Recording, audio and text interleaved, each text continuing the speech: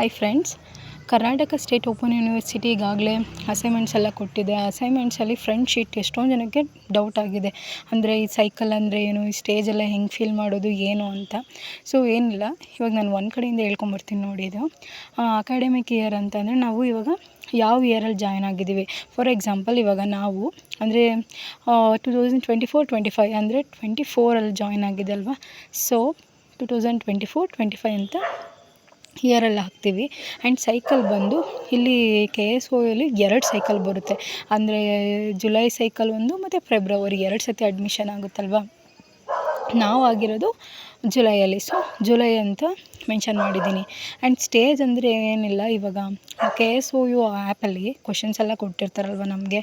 ಅಂದರೆ assignments ಕ್ವಶನ್ಸಲ್ಲಿ 2 questions ಕೊಟ್ಟಿರ್ತಾರೆ.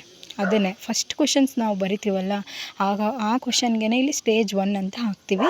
ಇಲ್ಲಿ ಏನು ಕ್ವಶನ್ ಇರುತ್ತೆ ಆನ್ಸರ್ ಎಲ್ಲ ಬರ್ತಿರ್ತೀವಿ. ಫಾರ್ ಎಕ್ಸಾಂಪಲ್ 1 ಕ್ವಶನ್ಗೆ 10 ಪೇಜಸ್ ಏನೋ ಆನ್ಸರ್ ಬರೆದಿರ್ತೀವಿ ಅಂದರೆ ಮತ್ತು 2ನೇ ಕ್ವಶನ್ ಬರಿತೀವಲ್ಲ, ಅದಕ್ಕೆ ಸ್ಟೇಜ್ 2 ಅಂತ ಇನ್ನೊಂದು ಇದೇ ಥರ ಶೀಟಲ್ಲಿ ಹಾಕಬೇಕು. ಹಾಗೆ ಇಲ್ಲಿ ನೇಮ್ ಅಂತ ಬಂದರೆ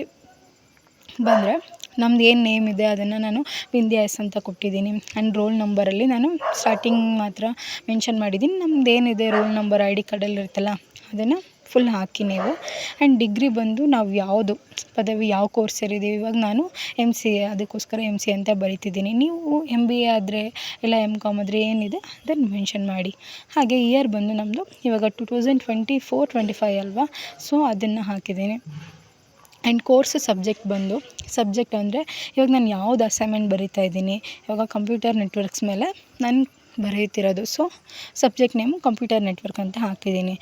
ಮೇನ್ ಇದು ಅಸೈನ್ಮೆಂಟ್ ಟಾಪಿಕ್ ಅಂತಂದರೆ ಈಸ್ ನಥಿಂಗ್ ಬಟ್ ನಮ್ಗೆ ಏನು ಕೊಟ್ಟಿರ್ತಾರೆ, ಅದು ಕ್ವಶನ್ ಕೊಟ್ಟಿರ್ತಾರಲ್ವ, ಅದೇ 1-2 ಕ್ವಶನ್ಸ್ ಕೊಟ್ಟಿರ್ತಾರಲ್ಲ, ಆ ಮೊದಲನೇ ಸ್ಟೇಜ್ ಅಲ್ವಾ. ಸೊ ಇದು ಮೊದಲನೇ ಕ್ವಶನ್ ಏನಿರುತ್ತೆ ಆ ಕ್ವಶನ್ ಮೆನ್ಷನ್ ಮಾಡೋದು ಅಷ್ಟೇ. ಆ್ಯಂಡ್ ಮೀಡಿಯಮ್ ಅಂತ ಇದೆಯಲ್ಲ, ನಾವು ಯಾವ ಲ್ಯಾಂಗ್ವೇಜ್ ಅಂದರೆ ಕನ್ನಡ ಮೀಡಿಯಮ್, ಇಂಗ್ಲೀಷ್ ಮೀಡಿಯಮ್ ಅಂತ ಇರುತ್ತಲ್ಲ ಆ ಥರ. ನಂದು ಇಂಗ್ಲೀಷ್ ಅಲ್ವಾ, ಸೊ ಇಂಗ್ಲೀಷ್ ಅಂತ ಹಾಕಿದ್ದೀನಿ. ಆ್ಯಂಡ್ ಮೊಬೈಲ್ ನಂಬರ್ ನಮ್ದು ಏನಿದೆ ಮೊಬೈಲ್ ನಂಬರ್ ಹಾಕೋದು. ಈ ಥರ ಫಿಲ್ ಮಾಡಿದ್ರೆ ಮುಗೀತು ಅಷ್ಟೇ. ಆ್ಯಂಡ್ ಚಿತ್ತೆಲ್ಲ ಮಾಡೋಕ್ಕೆಲ್ಲ ಹೋಗಬೇಡಿ, ಇಷ್ಟೇ. ಈ ಥರ ಮಾಡಿ ಒಂದಷ್ಟು ಪ್ರಿಂಟ್ಸ್ ತೆಗ್ದಿಟ್ಕೊಂಬಿಡಿ, ಇದು blank sheets.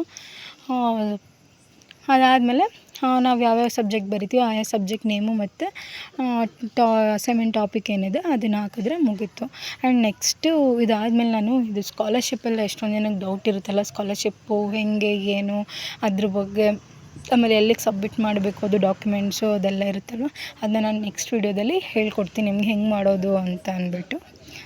Thank you for watching guys, and please subscribe ಮಾಡಿ. ಇನ್ನು ಮೋರ್ ಅಪ್ಡೇಟ್ಸ್ ಕೊಡ್ತೀವಿ ನಾವು. Thank you for watching.